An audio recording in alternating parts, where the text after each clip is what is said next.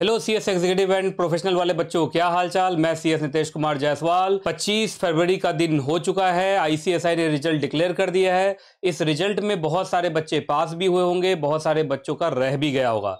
सबसे पहले ऐसे बच्चे जो पास कर गए हैं, अगले स्टेज में पहुंच गए, उन सबको बहुत बहुत हार्दिक शुभकामनाएं।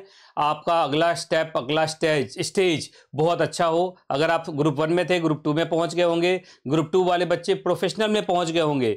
दोनों ग्रुप पास करके एक झटके में बच्चे प्रोफेशनल में पहुंच गए होंगे। या कुछ बच्चों ने ऐसा भी किया होगा, पहले ग्रुप 2 दिया होगा, अब वो ग्रुप 1 में देने वाले हैं। तो जो बच्चे पास कर गए उन सबको बहुत बहुत बधाई। आप सबने देखा ही होगा हमारे फेसबुक पे और हमारे यूट्यूब कम्युनिटी पे, हमारे यहाँ भी बहुत बढ़िया रिजल्ट हुआ। सीएस प्रोफेशनल के अंदर एक रैंक होल्डर भी हुआ एंड प्रोफेशनल का भी रिजल्ट बहुत अच्छा हुआ हमारे यहाँ। तो वो आप रिजल्ट देख ही लिए होंगे। आज का जो ये मेरा वीडियो है ज्यादातर उन बच्चों के लिए है जिनका इस बार नहीं हो पाया। देखिए, मैं आपको हमेशा बोलता हूं कि मैं ज्यादातर उन बच्चों के साथ ज्यादा रहता हूं जिनका रिजल्ट किसी वजह से खराब हो जाता है। वजह बहुत सारे हो सकते हैं, लेकिन मेरा जो ड्यूटी है वो ये है कि जो बच्चा फेल कर गया है उसको मैं पहले देखूं और उसको मैं हेल्प करूं। अब मैं आपको बताने जा रहा हूं, आप में से ऐसे बच्चे जिनका इस बार रिजल्ट रह गया, मतलब नहीं हो पाया, उनके लिए मैं 2-3 गाइडेंस देने के लिए जा रहा हूं। उसको ध्यान से सुनिएगा। सबसे पहले मैं आपको बता देता हूं कि इस वीडियो में मैं क्या क्या बताने वाला हूं आपको। सबसे पहले मैं आपको बताने वाला हूं एग्जेम्पशन क्राइटेरिया। ये बहुत इंपॉर्टेंट है। बहुत सारे लोगों को सिर्फ एक एग्जेम्पशन क्राइटेरिया मालूम होता है आईसीएसआई का। दूसरा वाला जो एग्जेम्पशन क्राइटेरिया है वो बच्चों को मालूम नहीं होता है, और बहुत सारे बच्चे उस एग्जेम्पशन क्राइटेरिया में भी फुलफिल करते हैं और उनका सब्जेक्ट एग्जेम्प्ट हो रहा होता है, लेकिन उनको मालूम होता ही नहीं है। तो मैं आपको बता दूं, 2 एग्जेम्पशन क्राइटेरिया है। आप समझते हैं सीएस जैसे कोर्स में एक सब्जेक्ट भी अगर एग्जेम्प्ट हो जाता है तो अगले एग्जाम में उसका बहुत बड़ा फायदा मिलता है। इसलिए एग्जेम्पशन क्राइटेरिया में 2-2 एग्जेम्पशन क्राइटेरिया बताने जा रहा हूं। ज्यादातर बच्चों को सिर्फ एक एग्जेम्पशन क्राइटेरिया मालूम होता है कि 60% या उससे ज्यादा मार्क्स आया तो वो सब्जेक्ट एग्जेम्प्ट हो जाता है, लेकिन उसके भी कुछ कंडीशंस हैं। और एक और भी एग्जेम्पशन क्राइटेरिया है जहां पे आपके 3 सब्जेक्ट एक साथ में एग्जेम्प्ट हो सकते हैं एग्जीक्यूटिव के अंदर। अगर आपका ग्रुप 1 है तो ग्रुप 2 है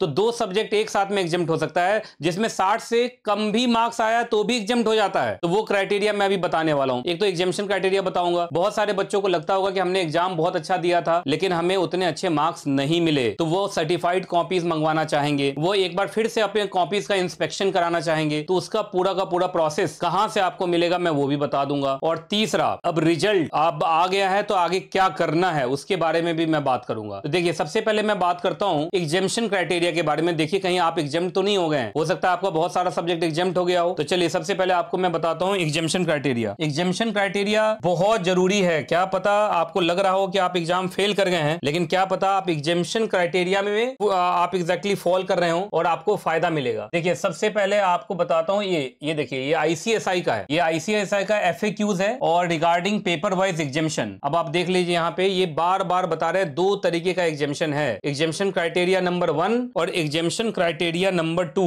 सीधा आपको मैं आईसीएसआई का ही ये डॉक्यूमेंट दिखा रहा हूं, फर्स्ट कंडीशन और सेकंड कंडीशन। तो मैंने झूठ नहीं बोला था। आपका आईसीएसआई के अंदर सब्जेक्ट एग्जेम्प्ट कराने के 2 क्राइटेरिया है। आप देख लो, अपना मार्कशीट जल्दी से निकाल लो और देखो कि आपके कौन कौन से सब्जेक्ट एग्जेम्प्ट हो रहे हैं। आप देखना शुरू करिए, आपको सच में फायदा होगा। और अपने दोस्तों में इस वीडियो को ज्यादा से ज्यादा शेयर कर दीजिएगा, सो दैट कि क्या पता उनका कोई सब्जेक्ट एग्जेम्प्ट हो रहा हो, अगले वाले अटेम्प्ट में उनको 1-2 सब्जेक्ट कम देना पड़े एग्जाम। और 1-2 सब्जेक्ट कम हो जाना अपने आप में बहुत भार कम होने के बराबर है। तो 2 क्राइटेरिया है, मैं बताने जा रहा हूं, उसको देख लीजिए। ये तो पूरा थ्योरेटिकली लिखा हुआ है, मैं पूरा प्रैक्टिकली आपको बताऊंगा अभी कि इसमें क्या क्या लिखा हुआ है। अब देखिए, चलिए जी, अब मैं आपको एक एक करके बताता हूं, जरा ध्यान से सुनो। आप पहले इसको पढ़ लो अच्छे से, आप पहले पढ़ लीजिए, उसके बाद बताता हूं। चलिए, पढ़ लिया आपने। अब मैं आपको बताता हूं लाइन बाय लाइन इसमें क्या लिखा हुआ था वो समझ लीजिए। ये मैंने आपको पढ़ने का टाइम इसलिए दिया सो दैट कि आप कॉन्फिडेंट रहें कि जो क्राइटेरिया मैं बता रहा हूं सच में ऐसा ही है। देखिए, अब ध्यान से सुनिएगा, आपको अच्छा लगेगा। क्या पता आपका कुछ पेपर एग्जेम्प्ट हो जाए, और मैं तो चाहता हूं कि आपका पेपर कुछ ना कुछ जरूर एग्जेम्प्ट हो जाए। ठीक है जी। सबसे पहला exemption criteria, criteria number 1, criteria number 1।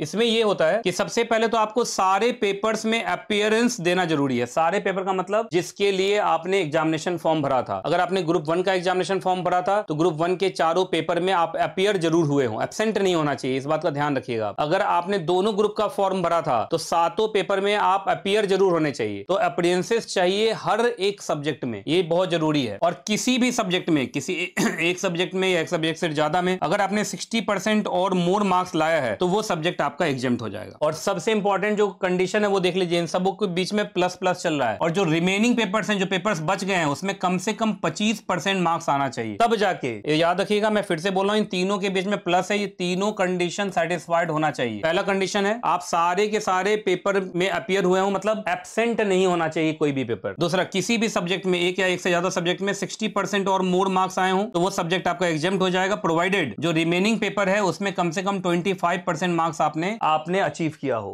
है ना। इसका मैं एक एग्जांपल दिखा देता हूं तो आपको और क्लियरिटी आ जाएगी। देखिए मैंने एग्जांपल भी बनाया। एग्जांपल ये है, मान लीजिए सीएस एग्जीक्यूटिव ग्रुप 1 के अंदर 4 पेपर्स हैं। सीएलपी में आपको आया 60 मार्क्स, एसबीआईएल में आया आपको 30 मार्क्स, जेआईजीएल में आपको आया 30 मार्क्स, सीएफएम में आपको आया 65 मार्क्स। अब ध्यान से सुनिएगा, सबसे पहले सीएलपी में 60 मार्क्स है तो ये एग्जाम्प्ट हो गया, ये अगले एग्जाम में अब आपको देना नहीं। ग्रुप तो फेल हो गया, ग्रुप इसलिए फेल हो गया क्योंकि 2 सब्जेक्ट में आप फेल हो गए, ये पूरा ग्रुप तो फेल हो गया, लेकिन 2 सब्जेक्ट आपका एग्जाम्प्ट हो जाएगा। अगले एग्जाम में सिर्फ आपको एसबीआईएल और जेआईजीएल ही देना है, मतलब ये आपको 50-50 मार्क्स अगले एग्जाम में अगर ले आओगे तो फिर ये दोनों सब्जेक्ट अगले बार पास हो जाओगे, 50 मार्क्स ही लाना होता है। अब ध्यान सुनिएगा, सीएलपी में 60 एग्जाम्प्ट, एसबीआईएल में कम से कम 25 आना चाहिए था, 30 आया हुआ, ठीक है। जेआईजीएल में कम से कम 25 आना चाहिए था, 30 आया हुआ, ठीक है। सीएफएम में देखिए फिर 65 मार्क्स आ गया, तो देखिए इस केस में आपका 2 सब्जेक्ट एग्जाम्प्ट हो गया है, और आपको अगले बार अब सिर्फ नेक्स्ट एग्जाम में एसबीआईएल और जेआईजीएल देना है, और दोनों में आपको 50-50 मार्क्स लाना पड़ेगा, तब जाके आपका अगले अटेम्प्ट में ये 2 सब्जेक्ट क्या हो जाएगा, आपका क्लियर हो जाएगा, और उसके साथ पूरा ग्रुप क्लियर हो जाएगा। तो इस बार आपका सीएलपी और सीएफएम ये दोनों क्या हो गया, एग्जाम्प्ट हो गया, क्योंकि दोनों में 60 या 60 से ज्यादा है और बाकी में 25 या 25 से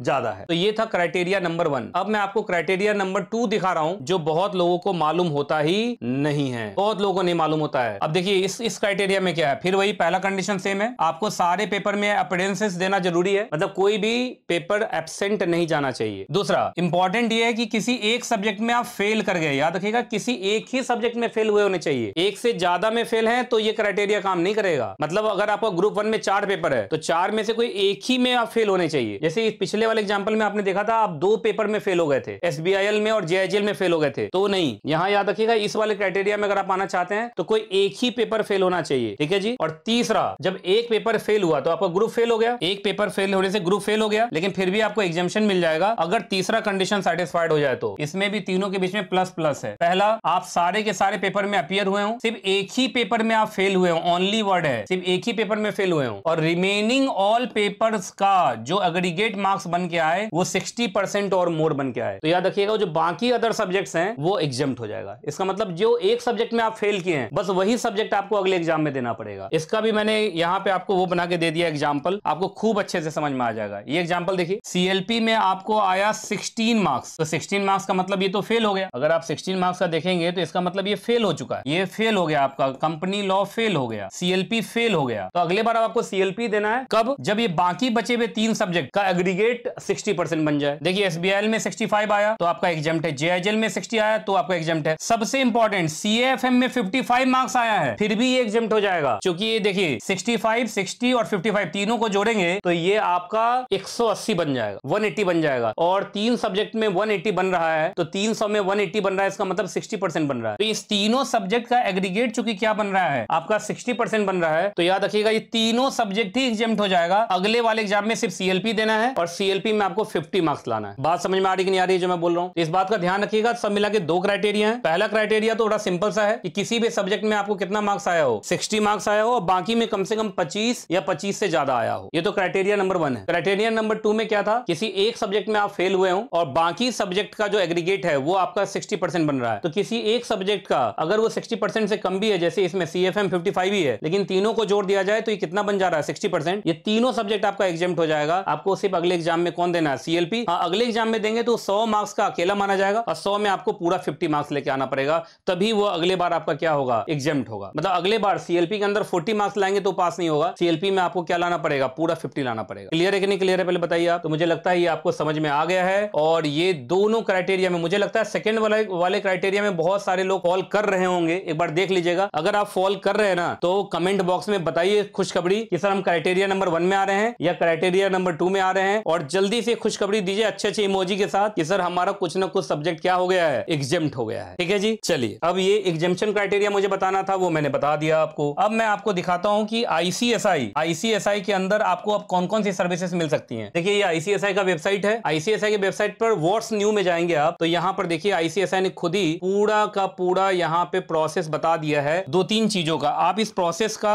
इस्तेमाल कर सकते हैं। पहला, अगर आप चाहते हैं कि आप अपने मार्क्स का वेरिफिकेशन कराएं, तो यहां पे ये देखिए ये पूरा का पूरा इस लिंक पे क्लिक करेंगे तो आपको पूरा का पूरा प्रोसेस मिल जाएगा और इस प्रोसेस को फॉलो करते हुए आप अपने मार्क्स, अपने सब्जेक्ट का मार्क्स वेरिफिकेशन करा सकते हैं। दूसरा, आप अपने कॉपी का इंस्पेक्शन करवाना चाहते हैं या सर्टिफाइड कॉपीज मंगवाना चाहते हैं। जैसे बहुत बार होता है कि बच्चा ये चाहता है कि टीचर को एक बार हम अपना कॉपी दिखाना चाहते हैं कि हमारे एग्जाम में हमसे कौन कौन सी गलतियां हुई हैं, तो आप ये वाला रूट ले सकते हैं। तो सब मिला के देखा जाए तो वेरिफिकेशन करवा सकते हैं, इंस्पेक्शन करवा सकते हैं, सर्टिफाइड कॉपीज मंगवा सकते हैं। इसका ये पूरा का पूरा प्रोसेस है। और मैं आपको बता दूं, इसमें ये जो होता है ना आपका वेरिफिकेशन ऑफ मार्क्स, इनमें बहुत सारे बच्चों का मार्क्स बढ़ भी जाता है। एक समय ऐसा आया था, एक बच्चे का 12 मार्क्स बढ़ गया था और उसका मतलब ग्रुप फेल हो गया था, वो ग्रुप में पास हो गया। तो मान लीजिए 500-1000 रुपया जो भी है वो खर्च करके अगर आपका एक ग्रुप निकल जाता है, एक भी सब्जेक्ट एग्जेम्प्ट हो जाता है, तो करा लेना चाहिए। बाकी मैं आपको बता दूं, कोई भी बच्चे को अगर 60 मार्क्स आया हुआ किसी सब्जेक्ट में, वो ऑलरेडी एग्जाम चल रहा है, उसमें मत भेज देना वेरिफिकेशन, नहीं तो बहुत बार मार्क्स कम भी हो जाता है। तो इस बात का ध्यान रखिएगा, मैं बार बार बोल रहा हूं, वेरिफिकेशन के लिए उसी सब्जेक्ट के अंदर डालना जो सब्जेक्ट में लगे कि हाँ आपने अच्छा लिखा था और वेरिफिकेशन के बाद मार्क्स बढ़ सकते हैं। इस बात का ध्यान रखिएगा। ये जो आपका सर्टिफाइड कॉपीज वाला है, इसमें वो नहीं करेंगे वेरिफिकेशन, उसमें वो वेरिफिकेशन नहीं करेंगे, इसमें तो सिर्फ कॉपी भेज देंगे आपके घर पे। लेकिन वेरिफिकेशन ऑफ मार्क्स वाले में हो सकता है कि वो रीटोटलिंग करें और हो सकता है बहुत सारे बच्चों का मार्क्स बढ़ता है। मैं आपको बता दे रहा हूं, 500 रुपया खर्च करके अगर मार्क्स बढ़ रहा है तो बढ़वा लो भाई, मेरा मानना है। तो इस प्रोसेस को देख लीजिएगा और इस प्रोसेस के थ्रू वेरिफिकेशन है, सर्टिफाइड कॉपीज मंगवाना चाहते हैं, इंस्पेक्शन करवाना चाहते हैं, तो आप ये सब करवा सकते हैं। इसका आप इस पर क्लिक कीजिएगा, यहां पर सारा का सारा प्रोसेस आपको मिलेगा।